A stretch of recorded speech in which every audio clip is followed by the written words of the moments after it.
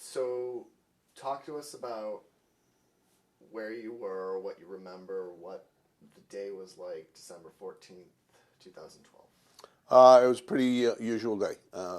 I work evenings. I work 3 to 11:30. So I got the phone call from chief photographer. He said, we have a shooting. It's at a school. It's in Newtown, where we need to get 2 satellite trucks out there. We're going full coverage. So I put myself together at home, came into Hartford, picked up one of the satellite trucks, listening to talk radio on the way in, and you heard it was a school. It was possible some students, undetermined number, an administrator and teacher had been shot. By the time you loaded the truck, jump on 84, start heading out in that direction, by the time I was leaving, it was confirmed 6 students, a teacher, and a principal, and that's when they said it was an elementary school. And that's when it got really strange, and personally, it touched home. As I was driving out, are you kidding me? Sorry. Hold on a second. While he's messed up with that, I'm going to change my batteries out. Just for the guy. You know, I can't work in these conditions. Listen, work like it's my alarm to make sure I take my meds so I don't go crazy. Okay. Yeah, well, maybe. Did you take them? I apologize. Okay. All right, we're good. All right. 84.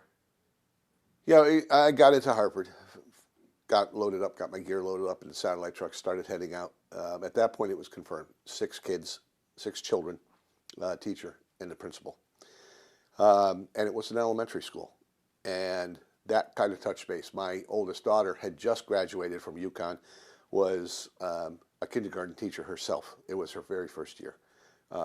So as I'm driving out towards Newtown, my phone lit up, but from family members. My sister's in California, New Hampshire, Ellington. You know, is it Lauren? No, it's not Lauren. It's another school. But what was really tragic was, I don't know if tragic is the right word, but shocking was as we proceeded that way. By the time I got to New Britain, the number was up to 10. By the time I got to Waterbury, it was 15. By the time I got to Newtown in the area, it was potentially 24 or more. They didn't even know. So it was just getting worse as we got closer. I got off at 84. They had every cop in town working everywhere, and they immediately called out, came up to the truck and told me where to go. There was an athletic field in Newtown that had the lacrosse fields, soccer fields, the tennis, basketball courts. It had a huge parking lot. It was in the vicinity of Sandy Hook, and it was where they could stage a large group of people. When we pulled in, I was the Connecticut trucks, the Hartford trucks were the first ones there. There were 3 of us that pulled in, and it was a huge parking lot. And we thought, okay, we know the layout. We've done this many times. We set up a podium kind of on the side, but in the middle of this parking lot, and we got our trucks in place. And then more crews started coming in. Multiple crews from every station were out there. And since this was the information staging area, it started to get busy. And we set up a podium area, and we had our trucks set up, and then you started noticing the New York trucks came in because they're bureau trucks, and they're about as far away from Danbury as we were. But as the day went on, it became a storm. I mean, you started getting the Boston and Providence trucks, and then some Pennsylvania trucks, and you're suddenly noticing, like, holy God, it's Philadelphia's here. Well, by the early newscasts, you notice the New York stations started coming in. By that I mean it was Albany. Then the Syracuse trucks came in. Then Rochester and Buffalo. Everybody was pouring in. And about 3 o'clock, I'll never forget it, I got out of the truck to go check on something or run some cables or set up another camera location. And a town car stops right in front of our vehicle, and out steps Scott Pelley, who at the time was anchoring CBS's newscast and the network news. And we had heard that Diane Sawyer was in the area, and if the network anchors are there, it's now going to get crazy. By the 10 o'clock news, there were 46 satellite trucks in that parking lot. And with that, count 2 to 4 news vehicles with it. Every network. I saw people I hadn't seen in 20 years. There was a photographer that walked by and, just calls out my name. Hey, Foss, how you doing? I'm like, oh my God, Harvey Kofsky, one of our very first photographers. After the original 4 of us put the station on the air, we expanded to an hour and weekends. Harvey was another one of the first photographers here. He worked in Washington, D.C. for an Irish network. It would be like working for NBC in London. They put him in a car and drove him up with their reporter. Everybody was there. By the end of the night, what started as a podium became 4 feet of microphones. It was something I hadn't seen anything like that since John F. Kennedy Jr.'s plane crashed. I was at Cape Cod for that, and there were 56 trucks at the airbase and 76 trucks at Hyannisport for that. So this was on the same scale. That was all day Friday. Saturday I had relief. I had Saturday off. Sunday I came in to run the truck, and by that time there were over 80 satellite trucks in that area, and there were about every 3 or 4 hours there was another update. It was just one of those moments that and I was talking with a colleague of mine that works down at Channel 8, and we had covered Hurricane Katrina together, and we had been at 9/11 for 10 days in New York City for that, and you looked at each other and you realized this is going to be one of those. It was going to be one of those days. It was, and we just said, we got to stop meeting like this. We're working together. And it was history. I mean, that's kind of the neat thing about what we do for a living. It's the interesting part about it, because it just started with a phone call. We have an incident, you come up here. And I've covered so many shootings in 38 years that, you can't count them all. But when you cover an event like this, the 3rd or 4th or 5th day into it, you realize you're at a historic moment. And it's something that is observed every year. Now we're already at 10 years. I remember doing the 10th anniversary of 9/11. It's just, you tell stories about history, and you're there in the middle of it, and it's not until 2 or 3 days later that you realize just how big the story is. Was it that long before, when you were out there, you as a photojournalist are capturing these moments on camera, you're capturing these things on video, and you're seeing what's happening with these parents, with these children, with these leaders. You're seeing that first person through the lens of your camera. And when did that finally hit you of what was transpiring? Was there a moment? Was there a picture? Was there it was big. I knew it was big as soon as I saw the networks showing up for it, because they don't go on the road unless it's truly historic, significant, incredible stories. Running into there wasn't a law enforcement officer that was around there that I hadn't seen somewhere on the road. You recognize state policemen. We do so many things with the governor and his staff and people that you've known for years, and you hear the stories about it and about what they were going through and all. And I had done a series. I was doing a series at the time called Connecticut Cold Case Files. And we had done a couple in Newtown, and there was a detective that was there. And we had talked to him afterwards about what had gone on. And he was one of the first detectives that came in. And that police department lost, I think, between like 15 or 20 officers because of that day. These guys all had kids. Their children were in other schools, but they all had to respond to it, and what they had to do and what they had to go through. And what they were told to do and what they were commanded to do in this situation to stop what had to happen. We all got our information from Lieutenant J. Paul Vance. And Lieutenant Vance was well known before this, but became nationally known afterwards because of this. He became the face of it. And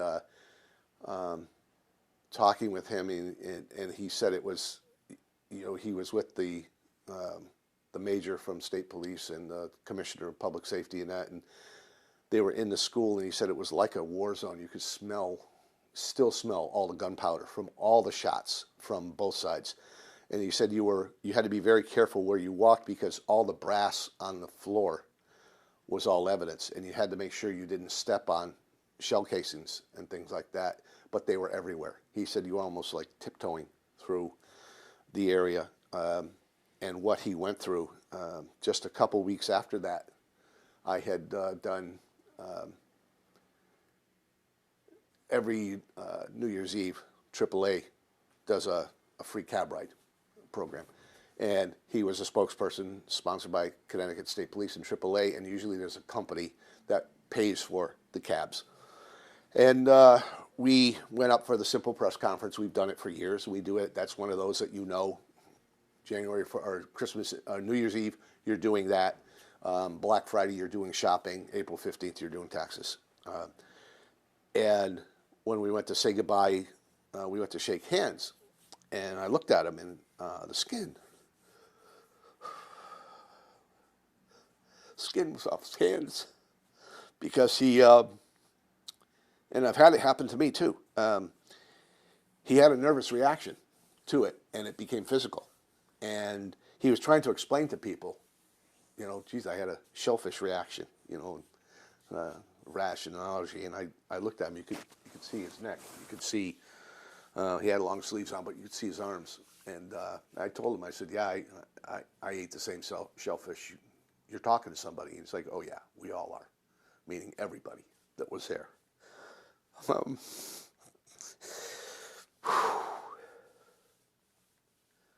The hardest was listening to what the governor had to go through, and whether you're a big Daniel Malloy fan or not. He was at the firehouse, and that's where all the parents showed up. And he would get up to a podium, and he would call out a name, and those parents would go and get their kids who were at the school. And at one point, there was a long pause between names, and he got up to the podium, and everybody looked up, and he had to say, "I'm sorry, ladies and gentlemen, there's no more names. This is now a crime scene." And there were the 20 parents that, talking to his staff and members of his staff that I knew, the sounds from the families knowing that they lost their kids. And these were babies.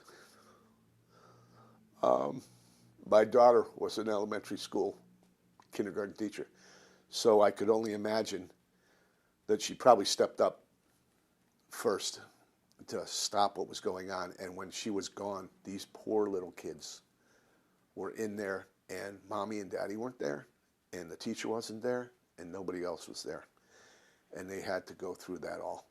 And I just can't imagine how horrific that was for those little kids and for every other child in that school and every other teacher. I know my daughter said that she met with all the teachers at the school she was teaching at in the teacher's lounge afterwards, and most of them were just sitting there crying, just totally shocked and blown away.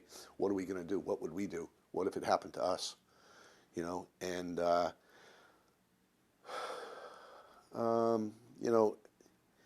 a lot of people thought this was going to be the opportunity to make a change. Columbine had happened at Virginia Tech and all these other mass shootings had happened. But these were 20 little kids, and somebody with a gun who was unstable but still had access to that weapon went in and just did what he did. This is the opportunity to make a change, and nothing's changed. I've covered twice as many murders this year in Hartford alone,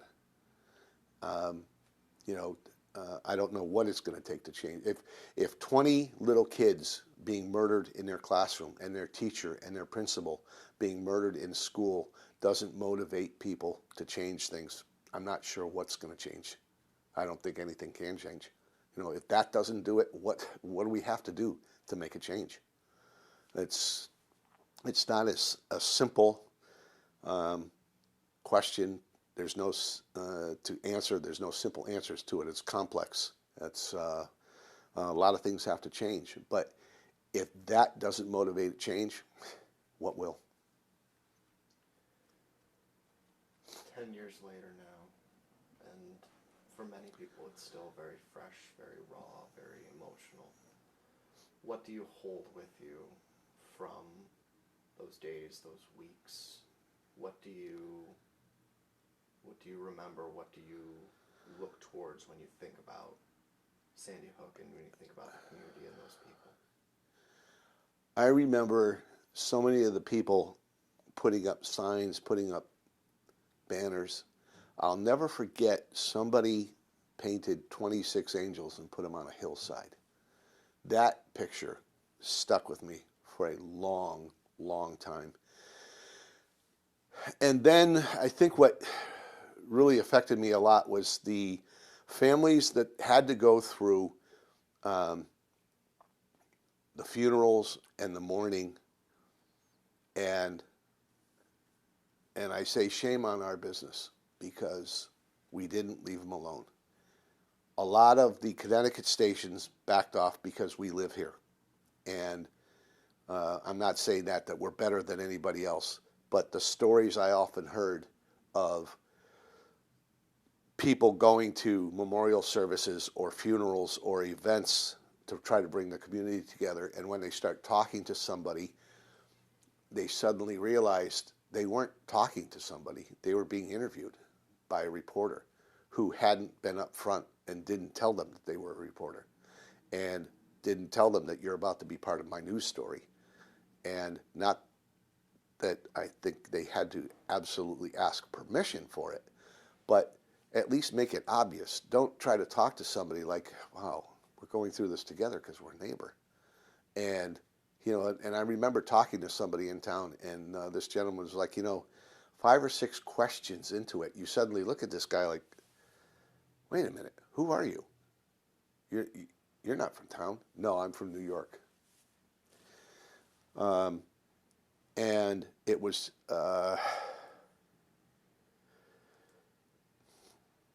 it started quick. I mean, it just, you're rolling out there, you're getting your trucks and your equipment and your staff ready. You're trying to cover all the different angles to it. And there's just so much that was going on. There was a scene at the school. There was bedlam in town, people trying to mourn. And then the children that we lost, the parents, the teacher, the principal that we lost, they weren't the only ones. I mean, that school was full of kids. And they were, you know, and it was all the little brothers and sisters for the kids that were in junior high school and high school. And it changed the way everybody has lived since for the 10 years. And it will change them forever because everybody's like, oh, I'm from Newtown. Oh, that's where that shooting was. It's like saying nobody's just from Columbine, Colorado. Nobody just went to Virginia Tech, you know, or all the other, you know, Parkland or Valdy, you know, all the different incidents. You know, it was still kind of, there weren't, I mean, 10 years ago, and it seems like we go through 2 or 3 of these a year, you know, and it's just another one. And like I said, I don't know, there's no easy answer on how are these events going to stop? How are we going to avoid them? I don't know if we can. I don't know if we ever will. It's just, I think, forget control. We've lost control. It's going to happen. It's going to keep happening, sadly.